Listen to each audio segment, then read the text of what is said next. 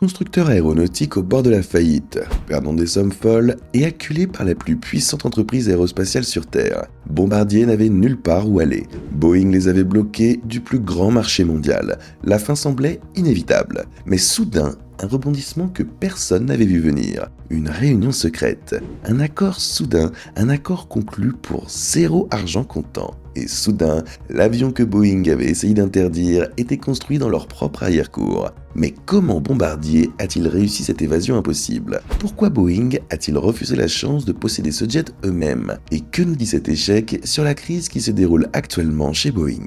Nous sommes en l'an 2006. Le monde de l'aviation était dans l'impasse. Boeing avait décidé d'éliminer son programme 717 et la vieille série McDonnell Douglas MD-80 s'effaçait dans l'histoire. Les compagnies aériennes étaient désespérées. Elles avaient besoin d'avions efficaces pouvant transporter entre 100 et 150 passagers, mais les géants de l'industrie les avaient abandonnés. Au lieu de construire quelque chose de nouveau, Airbus et Boeing proposaient ce que l'industrie appelle des shrinks, des versions raccourcies. Ce n'étaient que des versions raccourcies de leurs gros avions, l'A320 et le 737. Et voici le problème, quand vous prenez un gros avion et que vous le coupez, vous gardez la structure lourde et les ailes surdimensionnées. C'est un défaut de conception qui rend les coûts d'exploitation douloureusement élevés. La physique ne fonctionnait tout simplement pas. Les compagnies aériennes brûlaient de l'argent excédentaire à chaque vol. Boeing et Airbus ont regardé cela et ont décidé que le marché n'en valait simplement plus la peine. Mais là où ils voyaient une impasse, Bombardier, eux, ont vu une mine d'or. Bombardier savait que des centaines d'aéroports en Amérique du Nord dépendaient de cette taille d'avion. Ils voyaient les transporteurs régionaux vendre des milliers de petits jets et ont réalisé que la demande était réelle. Le marché était là, le produit manquait juste. Pour Bombardier, c'était leur chance de cesser d'être un acteur mineur et de rejoindre la cour des grands. Et ils avaient du soutien. Le gouvernement canadien savait à quel point l'aérospatiale était importante pour leur identité nationale. Ils étaient prêts à soutenir un avion qui pourrait connecter des communautés éloignées à travers leur vaste géographie. Alors, Bombardier a tout misé. Ils ont imaginé une conception partant d'une feuille blanche, une aérodynamique avancée, des moteurs de nouvelle génération, un avion qui ferait passer ses versions raccourcies, lourdes et inefficaces pour des dinosaures. En 2008, ils ont lancé le programme C-Series. Le prix initial, 2 milliards de dollars. Mais ce qu'ils ne réalisaient pas, c'est qu'ils marchaient droit dans un piège qui allait presque les mettre en faillite. Mais voici le hic. Boeing ne les a même pas vus venir. Leur analyse disait que le C-Series n'était qu'un jet régional surdimensionné. Ils pensaient qu'il concurrencerait les petits avions brésiliens par leur propre flotte. Ils supposaient que leur compagnie aérienne passerait naturellement à leur 737 MAX 7. Ils pensaient que le MAX 7 était supérieur en raison de l'économie de carburant. Mais ils avaient tort et sur toute la ligne. Le C-Series n'était pas un jet régional, c'était une bête. C'était un avion de ligne entièrement capable, conçu pour les longues distances et les pistes courtes. La version plus grande, le CS300, pouvait voler 3600 miles nautiques. Cela égalait l'autonomie du 737 MAX en faisant une menace directe pour le gagne-pain de Boeing. Bombardier a en fait essayé de jouer le jeu. Ils ont approché Boeing très tôt et ils ont proposé une collaboration. Et Boeing, ils ont claqué la porte. Ils ne voyaient aucune valeur à s'associer avec un concurrent en difficulté. Ils pensaient que Bombardier construisait de la camelote. Ce rejet fut une erreur de renseignement aux proportions massives. Alors, Bombardier a fait cavalier seul, et ce fut un cauchemar. Le projet est devenu incontrôlable, les coûts ont explosé, passant de 2 milliards à plus de 7 milliards de dollars. Les délais ont glissé et la pression était écrasante. Le gouvernement canadien a dû intervenir avec plus d'1 milliard de dollars en prêt juste pour garder les lumières allumées. Puis, en septembre 2013, le C-Series a enfin pris son envol. Il semblait que le pire était passé. Bombardier promettait qu'il serait en service dans l'année. Mais c'est là que ça devient encore plus flou. Lors d'un test au sol de routine, un moteur a subi une panne non contenue. C'était un désastre. Le programme a été cloué au sol et ils ont dû se retirer du salon aéronautique de Farnborough, le plus grand événement de l'industrie. Ils ont raté des commandes cruciales et les analystes ont commencé à chuchoter que le programme était mort. Mais Bombardier a refusé d'abandonner. Avec des années de retard, ils ont finalement fait certifier l'avion. En 2016, Swiss International Airlines a commencé à le faire voler, puis Air Baltic, puis Korean Air, et les pilotes l'adoraient. Les données justifiaient tout ce que Bombardier avait dit. L'avion brûlait 25% de carburant en moins par siège, il était 15% moins cher à exploiter que la concurrence et il battait en fait les statistiques du tout nouveau 737 MAX. En octobre 2017, ils avaient près de 350 commandes. Cela ressemblait à un succès, mais il y avait un problème flagrant. il n'avait pas de transporteur majeur aux États-Unis. Sans l'Amérique, le programme ne pouvait pas survivre. Bombardier savait qu'ils avaient besoin d'un client de marque. Ils avaient besoin de Delta Airlines. Et ils étaient prêts à se saigner pour les avoir. Le 28 avril 2016, la nouvelle est tombée. Delta a commandé 75 avions avec des options pour 50 de plus. C'était pile la percée dont Bombardier avait besoin. Mais pour obtenir l'accord, ils avaient vendu les avions pour une bouchée de pain. Ils les ont laissés partir pour environ 19,6 millions de dollars chacun. C'est 41% en dessous de ce qu'il coûtait pour les construire. Ils prenaient une perte massive juste pour mettre un pied dans la porte. Pour Bombardier, c'était un pari stratégique. Pour Boeing, c'était une sirène d'alarme. Ce n'était pas juste une vente perdue, c'était un précédent. Si Delta faisait voler le C-Series, tout le monde le ferait aussi. Les dirigeants de Boeing ont paniqué et ils ont déclaré que perdre juste une vente de plus rendrait leur Max 7 non viable. Alors, Boeing a cessé de construire des avions et a commencé à construire un procès. Exactement un an après l'accord avec Delta, Boeing a déposé une plainte commerciale auprès du département du commerce des États-Unis. Ils prétendaient qu'il y avait des subventions illégales, qu'il y avait des prix prédateurs et ils exigeaient des tarifs douaniers pour bannir le C-Series de l'Amérique. Boeing pensait avoir écrasé son rival avec un procès mortel, mais ils étaient sur le point de déclencher un piège qui remettait à leur plus grand concurrent l'affaire du siècle gratuitement. Le message était brutal, défiez-nous et nous vous écraserons. Mais ce que la plupart des gens ne réalisent pas, c'est l'hypocrisie stupéfiante de cette décision. Boeing prétendait que Bombardier avait un avantage injuste à cause de l'argent du gouvernement. Pourtant, Boeing avait reçu plus de 14 milliards de dollars de subventions du gouvernement américain au cours des 2 dernières décennies. Ils prétendaient que le C-Series nuisait à leur vente du Max 7. Mais Delta a explicitement dit qu'il ne voulait pas du Max 7. Ce n'étaient même pas des avions comparables. Et cela n'avait pas d'importance. Boeing a appuyé sur le bouton et en septembre 2017, le département du commerce a frappé Bombardier avec un tarif préliminaire de près de 300%. 300%, c'était une condamnation à mort. Le C-Series était effectivement banni du marché américain et Bombardier était au pied du mur. Leur action s'est effondrée et leur trésorerie s'asséchait. Désespérés, ils sont retournés voir Boeing. Des hauts fonctionnaires du Canada et de Bombardier se sont assis avec le géant. Ils ont proposé un partenariat en offrant à Boeing une participation dans le programme. C'était une bouée de sauvetage et Boeing aurait pu posséder l'avion qui les terrifiait. Ils auraient pu prendre un jet moderne, y coller un autocollant Boeing et combler le vide dans leur propre gamme de produits. Et inexplicablement, Boeing est parti. Ils ont mis fin aux discussions et ont choisi de poursuivre le procès plutôt que de conclure un accord. C'était une décision qui défie toute logique. Ils pensaient avoir Bombardier exactement là où ils le voulaient et supposaient que Bombardier n'avait nulle part d'autre où aller. Mais voici le hic,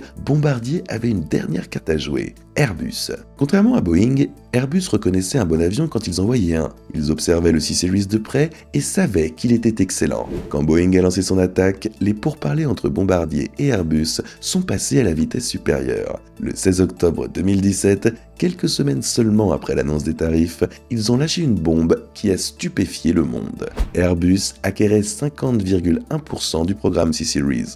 Le prix, un seul dollar canadien.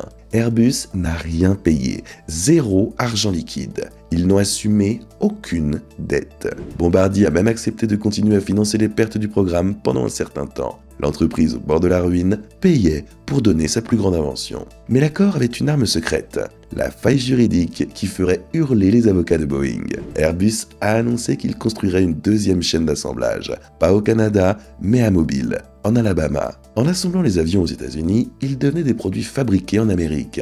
Les droits d'importation ne s'appliquent pas aux produits nationaux et en un seul mouvement, les tarifs de 300% se sont évaporés. Le C-Series était désormais un avion américain. La stratégie juridique entière de Boeing s'est effondrée en un instant. Mais l'humiliation n'est pas encore terminée. En janvier 2018, la Commission du commerce international des États-Unis a rendu le verdict final. Le vote fut unanime, 4-0 en faveur de Bombardier. Ils ont rejeté les tarifs entièrement. Leur raisonnement était dévastateur. Ils ont statué que Boeing n'avait jamais réellement perdu devant Delta parce qu'il n'avait jamais vraiment concouru pour elle. Delta a témoigné que Boeing avait essayé de leur vendre des avions d'occasion, pas des neufs. La commission a dit, si vous n'avez pas perdu une vente, vous ne pouvez pas prétendre avoir été lésé. Boeing avait perdu la guerre juridique, mais les conséquences ne faisaient que commencer. Cette erreur de calcul a déclenché une onde de choc géopolitique.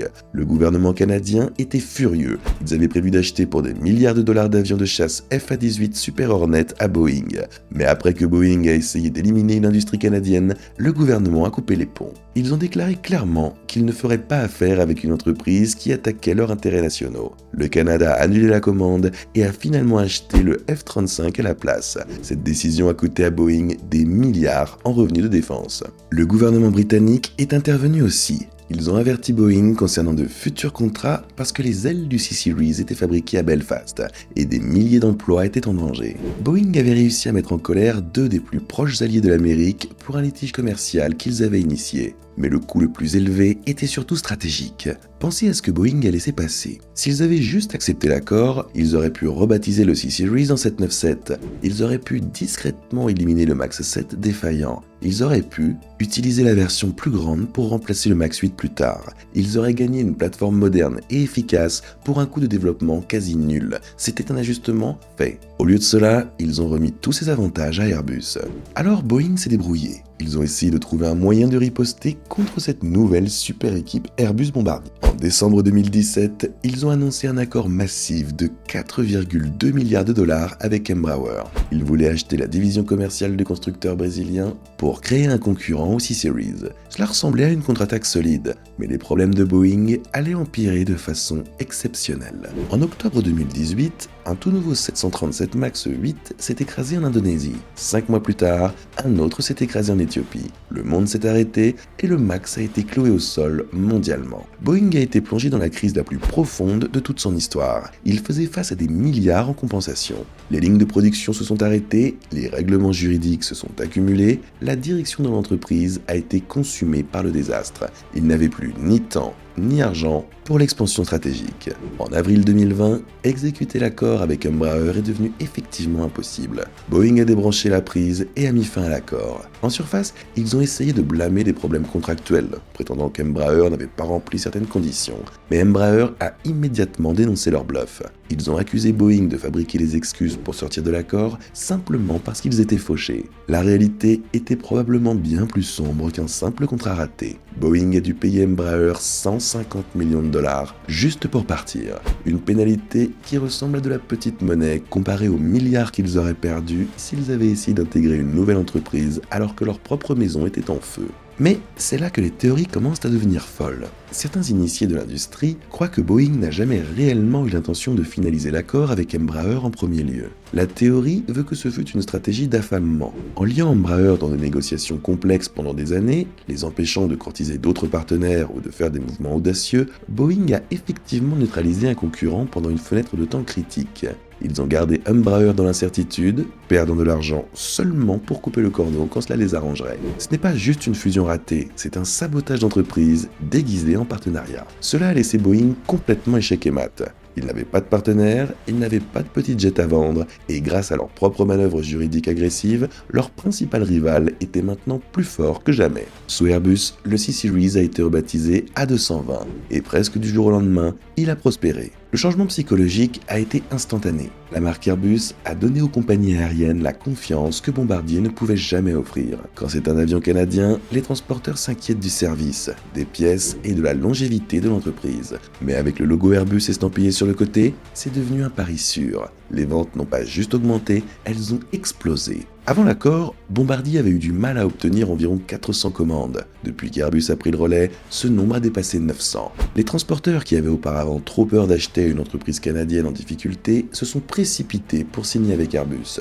JetBlue en a commandé 100, Air France en a commandé 60, Qantas les a achetés. Et Delta, ils ont continué à en acheter plus. Ils sont maintenant le plus grand client avec 145 avions dans les livres. Mais il y a une théorie plus profonde et plus cynique sur la façon dont cela s'est déroulé. Vous devez vous demander, Airbus a-t-il appâté Boeing dans cette guerre ? Il existe une école de pensée suggérant qu'Airbus avait vu le potentiel du C-Series il y a des années, mais savait qu'il ne pourrait jamais l'acheter directement sans déclencher les lois antitrust. Alors ils ont attendu. Ils ont regardé Boeing attaquer Bombardier avec des tarifs et des procès. Ils ont regardé Boeing faire s'effondrer le prix de l'action et quand Bombardier était à genoux, désespéré et à court d'options, Airbus a fondu sur eux en sauveur. Ils ont acquis une partition majoritaire dans le programme C-Series pour exactement $1. Laissez cela pénétrer. $1.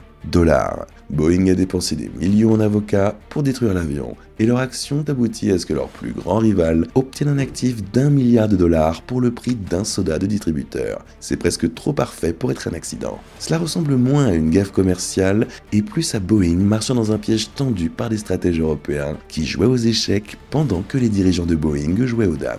Maintenant, Airbus augmente la production à 14 avions par mois d'ici 2026. C'est un rythme dont Bombardier ne pouvait que rêver. L'avion est un succès massif.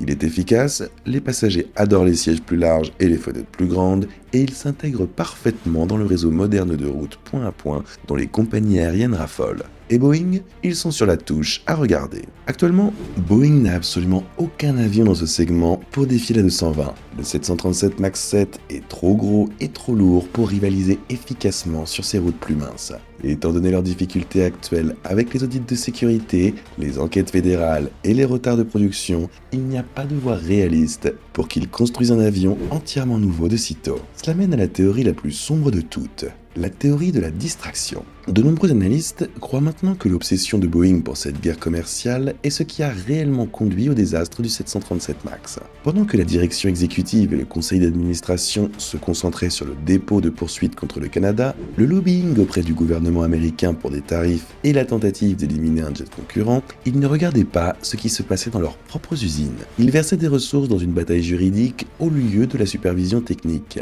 La même rentabilité qui pensait qu'ils pouvaient obtenir la domination du marché pour des procès est exactement la même mentalité qui a priorisé la réduction des coûts sur le MAX. Ils pensaient qu'ils pouvaient être plus malins que le marché avec de la paperasse plutôt qu'avec de l'ingénierie supérieure. Le résultat, ils ont raté les défauts fatals dans leur propre logiciel parce qu'ils étaient trop occupés à regarder les bilans de Bombardier. La campagne de Boeing contre Bombardier restera comme l'un des échecs les plus spectaculaires de l'histoire des entreprises. Ils ont commencé une guerre pour éliminer un moucheron et ont fini par créer un monstre.